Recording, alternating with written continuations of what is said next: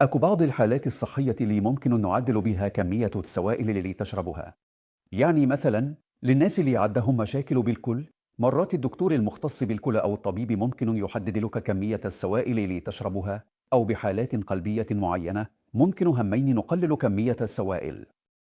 ومرات أكو حالات نكلك بها تشرب مي أكثر، مثلا إذا عندك تاريخ مرضي بحصوات الجهاز الدولي.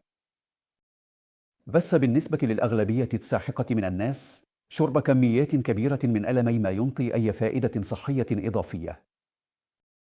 هو بس يخليك تروح للحمام أكثر، وممكن يحرم بعض الناس بالعالم اللي ما عندهم مي نظيف كافي من حصتهم العادلة من ألمي.